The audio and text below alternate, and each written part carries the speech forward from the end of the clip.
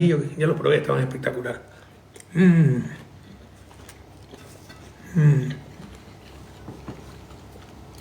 Los hizo la compañera Adriana de Quito, la única quiteña que está aquí. Y los patacones, hacer patacones es un arte, porque tienen que quedar bien tostaditos. El truco consiste en cocinarlo dos veces, freírlo dos veces. Primero se lo fríe un poco, se lo aplana y luego se lo fríe de nuevo, pero en aceite bien caliente y abundante aceite. Y estos están espectaculares.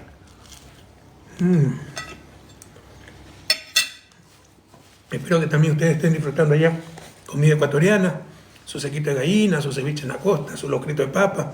Con el frío que hacen, un locrito de papa espectacular. Y muchas gracias a los que nos siguen. Hemos recibido muchas preguntas, inquietudes. Por ejemplo, ¿dónde estuve las semanas anteriores? Bueno, después de las elecciones, yo llegué tal vez el 18 de octubre, 15 de octubre fue también tenemos vino caliente, espectacular. A don Eddie lo hizo muy bien.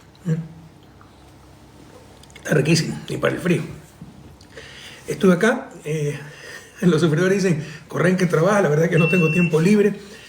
Mi principal actividad cuando estoy acá en Bélgica es terminar mi libro, que tengo ya más de un año de atraso. Lo tenía que entregar el 1 de junio del año anterior, ya tengo más de 500 páginas, lo cual no es muy comercial, pero así toca. En todo caso, viajé de nuevo a Latinoamérica, a Caracas, me invitaron a una conferencia por los 200 años de la doctrina Monroe. Eso significa preparar la conferencia. Cuando la gente se entera que voy a México, a Caracas o a Latinoamérica, todo Ecuador me busca. Entonces también tenemos agenda full a los lugares en que visitamos, sobre todo en América Latina. Espero que estén pasando muy bien la fiesta del Quito. Qué alegría que por fin esté ese metro. Debe estar hecho en la mitad del tiempo. Costó más de lo que se presupuestó, es normal, hay imprevistos, pero recuerden cuando un alcalde redujo el contrato, para decir que nosotros habíamos hecho con sobreprecio el contrato, resulta que redujo la parte que era el cobro, el sistema de cobro. Por eso se demoró el metro, por la parte más fácil. Ya estaba la infraestructura, ya estaba lo principal, los trenes, las estaciones, todo. No había el sistema de cobro. Y no lo pudieron resolver las anteriores administraciones hasta que tuvo que llegar una administración de la Revolución Ciudadana, y en menos de 8 meses, ¿cuánto? Llegó en febrero, pero recién, ¿cuándo asumieron? Febrero mismo, no recuerdo. Pero tenemos marzo, abril, mayo, junio, julio, agosto, septiembre, octubre. Bueno, 10 meses, pongámosle, resolvió lo que no habían podido hacer las anteriores administraciones. Empezó con la Revolución Ciudadana, el metro, duela a quien le duela, yo no sé por qué los sufridores tratan de negar lo innegable, y se inauguró con la Revolución Ciudadana. Empezó con una fuerte donación del gobierno central, de mi gobierno, 750 millones de dólares, en la administración de Augusto Barrera, que fue un gran alcalde, fue un muy buen alcalde. Pero otra cosa es que sea un traidor y un acomplejado oportunista que conmigo nunca podía, como sabía que conmigo nunca iba a ser presidente, aprovechó la primera oportunidad para meternos a puñaladas, desprestigiarnos y prestarse a todo con el gobierno de Moreno. Pero en todo caso, se empezó con una administración de Revolución Ciudadana y se inaugura con otra administración de Revolución Ciudadana. ¿Y cuál es la visión, compañeros? Esto es lo que siempre iba a suceder. Transporte público masivo con electricidad, no con combustibles de origen de origen fósil, que son contaminantes, no renovables, pese a que producimos eso. Pero es mejor tener excedentes para exportar que consumirlos nosotros mismos. Y tenemos también una gran capacidad de energía eléctrica. Yo recibí el país con 3.000 megavatios de potencia instalada hidroeléctrica, lo dejamos en 6.000, pero la capacidad es 20.000. Entonces deberíamos apuntar para que todas las necesidades de energía se puedan atender con energía eléctrica, amigable, renovable, transporte público, por ejemplo. Pero también estaban las cocinas de inducción, que por puro odio lo eliminaron y sacaron disque video de gente insatisfecha. Eso es falso. Nosotros hacemos encuestas y el nivel de satisfacción era el 100%, pero por hacerle daño al Correa no les importó destrozar a la patria. Y les decía que el metro es una visión general, transporte público masivo en lo posible eléctrico, como también el tranvía de Cuenca, y que va a ayudar mucho a Quito, a la movilidad. Quito es una ciudad que se presta para esto, porque es una ciudad muy larga, entonces el metro es fantástico. Transversalmente ya puede ser atendido por otros medios de transporte, bus, etcétera, porque es muy angosta, entonces se atiende a menos personas, pero a lo largo de Quito, bueno, Quito es una ciudad de más de 40 kilómetros de largo, ¿no? Entonces, ideal para un metro, y miren cómo se han acortado las distancias. Una de las grandes ventajas del metro es que une el norte con el sur, ahora en pocos minutos. Alguna gente en redes sociales decía, pero que sea autofinanciable. No tiene que ser autofinanciable. Para eso es lo público. Si fuera autofinanciable lo haría espontáneamente el sector privado. Lo público es buscar la rentabilidad social. Si no, nunca se hicieran monumentos. Pues, ¿cuál es la rentabilidad de un monumento? Entonces saquemos la columna de la Independencia, pues en el parque, en la Plaza Grande. O sea, tiene otra lógica el sector público. Es la rentabilidad social. Y si bien puede haber un ingreso financiero, la rentabilidad social es enorme. Por ejemplo, deja de utilizar combustibles de origen fósil, ¿no?, contaminantes, no renovables, y utiliza electricidad amigable con el medio ambiente, de origen hídrico. Por ejemplo, el tiempo que la gente ahorra en traslado, el tiempo es impresionante. Y eso se puede cuantificar, pero no es rentabilidad financiera, pero es un ahorro enorme, incluso monetario, porque con más tiempo la gente puede trabajar más en cuestiones lucrativas o puede estar más tiempo con su familia. O sea, en general mejora mucho el bienestar y eso es lo que debe buscar lo público. No la rentabilidad financiera, sino maximizar el bienestar y el bien común. Disminuye accidentes y los gastos curativos asociados con esos accidentes. Disminuye congestionamiento. Normalmente, también como complemento, habíamos puesto las plataformas gubernamentales cerca de estaciones del metro. Por ejemplo, la plataforma financiera, que es la edificación con mayor metro cuadrado de superficie en todo el país, era, no sé si sigue siendo, y que alberga 4.000, 5.000 funcionarios públicos. Ahora puedes ir en metro hasta la estación de La Carolina, caminar 60 metros y ya están en sus puestos de trabajo. Entonces te va a mejorar muchísimo la vida de la capital y les insisto, una visión general. Tenemos que ir a energía renovable, amigable con el medio ambiente, empezando por el transporte público, pero incluso en energía que utilizamos en nuestros hogares, porque si se hubiera contratado un consultor para elegir el peor combustible para los hogares, hubiera elegido el gas, el licuado de petróleo que usamos. ¿Por qué? Peligroso, ineficiente, 60% del calor, 40% por lo menos se disipa, no es que va a la cocción, importado en su mayoría, no renovable, y cuántas muertes por explosión de cilindros, por inhalación de gas, tenemos que lamentar cada año. Entonces esto debe ser una visión general, ir hacia energía renovable, amigable, en todos los sectores, como el Metro de Quito, como el Tranvía de Cuenca, el sector de transporte público, y en todas las fuentes de energía que necesitemos tratar de utilizar electricidad.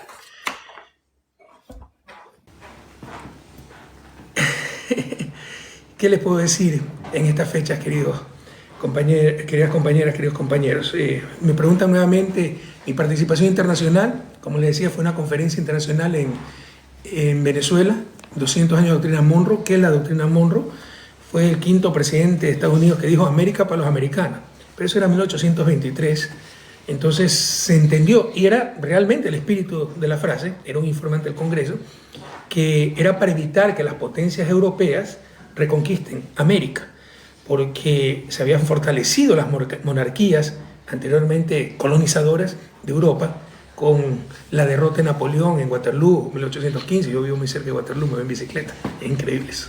Entonces se había conformado la Santa Alianza, Rusia, Prusia, Austria, con el objetivo sagrado de reinstalar las monarquías absolutistas en nombre de la fe, en nombre del derecho divino que tenían los reyes, y querían reconquistar las antiguas colonias que se habían independizado en América. Por eso Monroe, James Monroe, quinto presidente de Estados Unidos de América para los americanos. Lastimosamente eso después se distorsionó. Cuando ellos fueron muy poderosos, ya en 1845, surgió la tesis del destino manifiesto, que como eran superiores moralmente al resto, el hemisferio, no solo América, el hemisferio occidental les pertenecía. Luego eso se reforzó ya cuando se convirtió en potencia Estados Unidos, venciendo a España en la guerra hispano-estadounidense. La derrota fue en 1898 y perdió Cuba, Puerto Rico, sus dos últimas colonias en América Latina. Perdió España, pero también perdió Guam y Filipinas.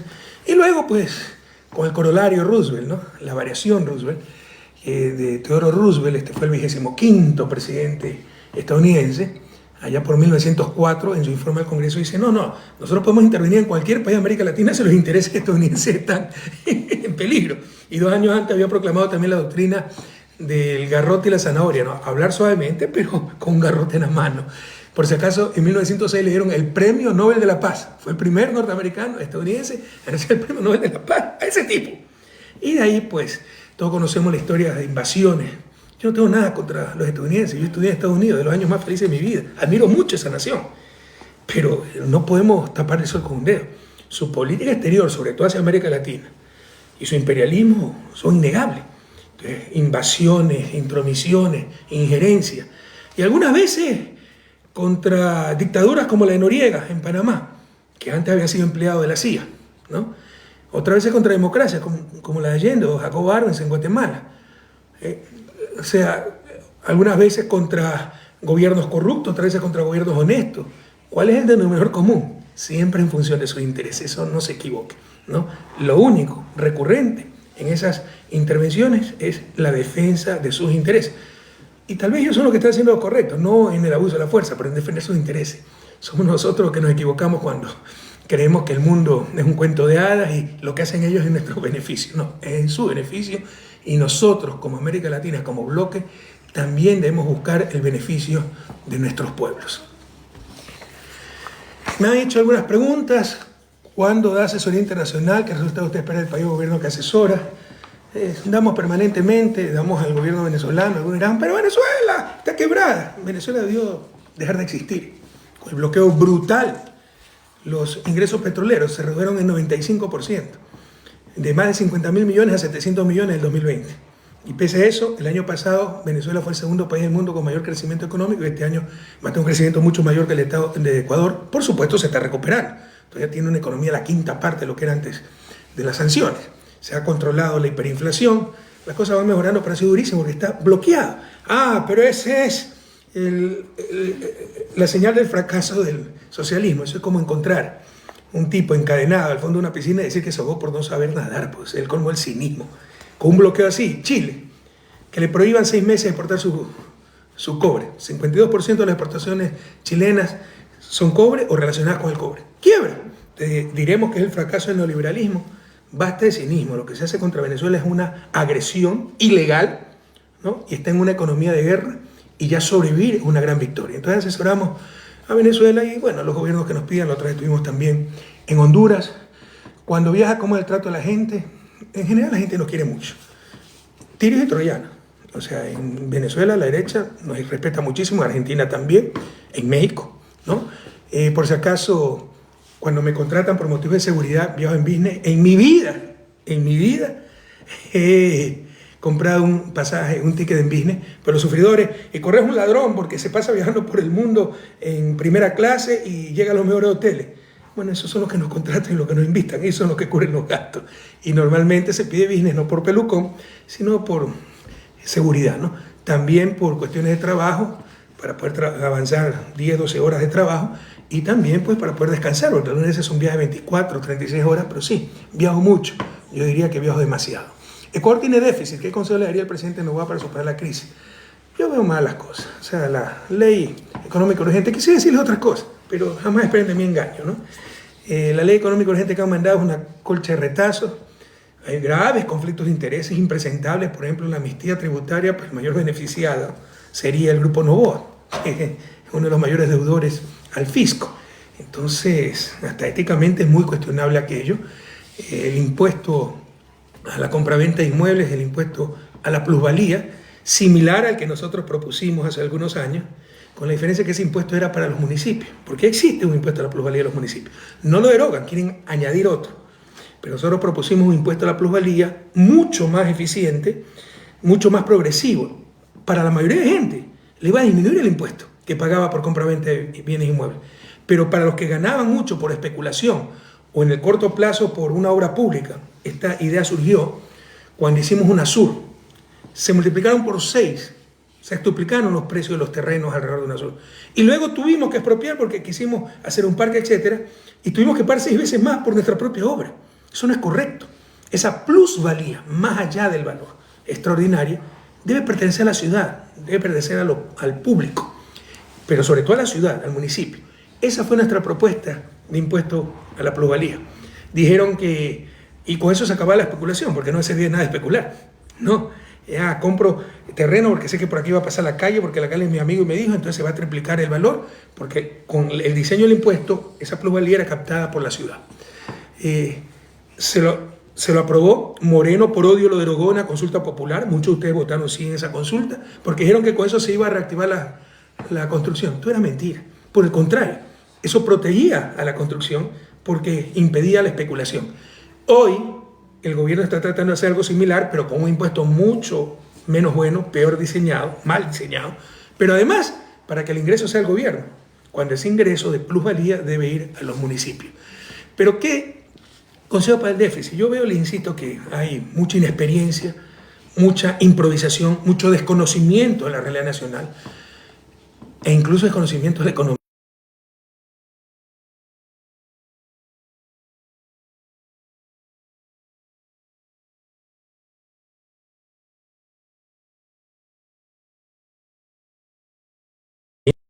Cada vez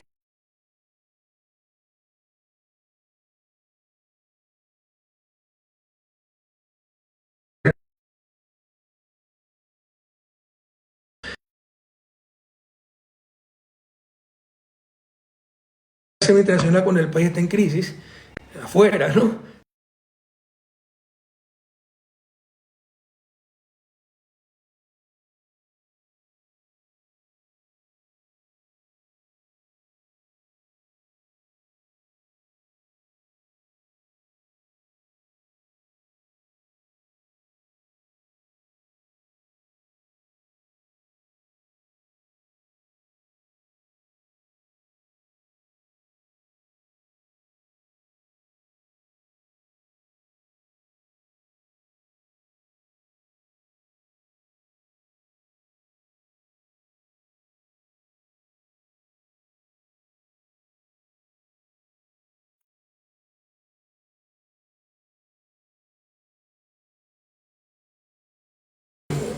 La ministra de Gobierno está encargada del Ministerio del Interior, me parece, quieren fusionar a la seguridad ciudadana, al control de la policía. Debe ser un civil para que no haya espíritu de cuerpo como había con Zapata, encubriéndose todo. Y muy bien que haya votado tanto general. Tal vez ahí pagaron justo por pecadores, ¿no? Pero Sí, la información de algo no tiene. Pero en general la cúpula policial había sido un fracaso, como es un fracaso la Fiscalía, que es la encargada de la lucha contra el crimen.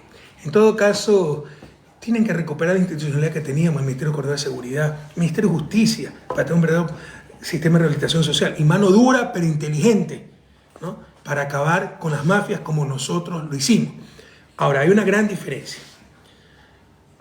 Siempre ha habido crimen organizado, tal vez en mi gobierno, porque había exportación de drogas sin lugar a dudas, ¿no? En Bélgica la hay, ellos reciben droga, en Estados Unidos ellos reciben droga. La diferencia es que ha infiltrado el Estado en Ecuador. Había infiltrado la policía, Fuerzas Armadas, Fiscalía, Sistema de Justicia y Gobierno. Ojalá que con el gobierno de Novoa no haya esa infiltración, aunque tenemos el caso de su amigo y gerente del Grupo Novoa, Bernardo Manzano, que fue recomendado por Raúl Cherres, por la mafia albanesa, y fue el que aumentó los cupos para exportación no de bananos, sino de droga. No tapemos el sol con un dedo. Y por eso es que estamos llamando a juicio político, entre otros causales, a Diana Salazar, porque ella ordenó archivar ese caso en contubernio con Lazo, ¿no? Son cosas demasiado graves. Ciudadanos, son cosas que van más allá de la ideología, de la política, de la sede de daño a Correa, de te odio Correa. Entonces hay que proteger a la fiscal que te persigue. Son los cimientos mismos de nuestra sociedad. No podemos permitir que se haya querido por parte de la fiscal encubrir el caso de narcopolítica más grave de la historia del país. Entonces, por eso es que todavía tenemos inseguridad, falta reactivación económica, falta recuperar la institución de seguridad, falta mano dura, pero mano inteligente, falta conocer la realidad nacional. Bueno, unboxing, vamos al unboxing, los regalos, siempre estoy muy regalado. Vino por aquí un querido amigo, Huber Delgado, dirigente laboral, yo estaba fuera del país, pero me dio esta linda chompa con Rafael Correa ahí grabado. Muchísimas gracias. Él es de los trabajadores, Confederación de Trabajadores de la Construcción, la Madera y Afines. Muchas gracias, Huber. ¿Ya? Bueno, me han regalado, esto es una causa nacional. Por donde voy me regalan shampoo contra la caída del cabello. Yo los uso. piso, ¿no? Porque me ahorro aunque sea el shampoo. Pero la verdad que creo que a mi edad ya lo único que para la caída del pelo es el piso, ¿no? Pero bueno, no perdamos la esperanza. Jarritos de empresarios, amigos, ¿no? Siempre son útiles los jarritos, los regalos también a gente que necesita. Ropa, siempre me andan vistiendo, bueno, en este caso de deporte, ¿no? Camisetita, pantalón, ropa pelucón, esta camiseta. Y cada vez que me vean con ropa pelucona, sepan que es regalada, porque yo nunca me compro ropa, detesto comprarme ropa. En general soy minimalista en mis cosas personales, ¿no? Yo con 2 pantalones y 2 camisas y a mí un par de zapatos. Además así me crié. Entonces cuando me vean medio a la moda es porque me han regalado, ay, para que acepten, no me gusta aceptar. Pero créame que alguna vez la gente se ofende. Entonces usted tiene que buscar el mal menor, ¿no? No me gusta aceptar, pero tampoco me gusta ofender. Y por si acaso, donde están sacando las cosas, y esto no saben los chicos que me ayudan, esto también fue un regalo, ¿no? Un maletín ultra pelucón, porque tiene hasta para cargar, ¿no? Acá está. Tiene puerto USB para cargar. Se lo carga el maletín y luego se tiene la computadora ahí cargando. ¿Ya? Y nuevamente, insisto, no me gusta aceptar peor regalos caros, pero algunas veces la gente se ofende muchísimo y sencillamente hay que escoger el mal menor. Bueno, gracias a los miles de conectados a través de mi cuenta TikTok. Normalmente el 5 de enero tendremos un nuevo live almorzando con el Mashi. Nuevamente, queridas ecuatorianas y ecuatorianos, han sido años durísimos. Nosotros hemos tenido que hacer un acuerdo legislativo con el gobierno. Algunos no lo entienden, es que es la sin razón. Por un lado, permitieron que se cambie el método de Hunt, que es el que prima en toda América Latina, ¿no? Que potencia grandes partidos políticos, grandes proyectos políticos, pero para hacernos daño, Moreno y Romo, con su mayoría en su momento, que hicieron uso y abuso de esa mayoría, cambiaron al método de Webster, que atomiza a la Asamblea, y así nos impidieron tener mayoría. Si no tienes mayoría, ¿qué hay que hacer? Si nadie tiene mayoría, ¿qué hay que hacer? Llegar a acuerdos. Ah, pero ahí están los pactos. Pero si no hay nada malo en acordar. Peor aún, cuando ellos mismos cambiaron el sistema para que nadie tenga mayoría, lo cual es un daño enorme al país, porque se pierde gobernabilidad y se pierde calidad de la Asamblea y llega cualquier transhumante por ahí, cualquier llanero solitario, ¿no? Mercader de la política.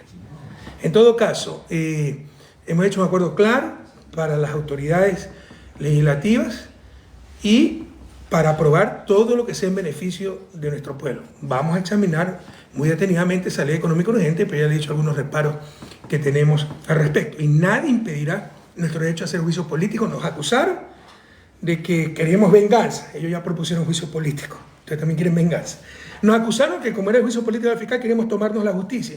Acaban de anunciar el gobierno y los socialcristianos juicio al Consejo de Judicatura. Entonces también quieren tomarse la justicia. No. El derecho, competencia constitucional de la Asamblea e incluso el deber de fiscalizar. En el caso de la fiscal, que nadie se engañe, si tiene tanta razón, qué mejor oportunidad para demostrarla que en el juicio político, que nos va a hacer pedazo, además con su capacidad de elocuencia, ¿no? Sacó la máxima nota en la prueba oral cuando le regalaron el cargo de fiscal, porque todo el mundo sabe que se lo regalaron. No solo eso, los 3 transitorios, al menos de los que recuerdo, que le pusieron 30 sobre 30 en expresión oral, cuando evidentemente esa mujer no puede ni hablar, fueron Pablo Dávila, de los Cámara de Comercio, Producción de Quito, de Pichincha, Julio César Trujillo y Coronel Hernández. Los 3 habían sido miembros de la Comisión Anticorrupción.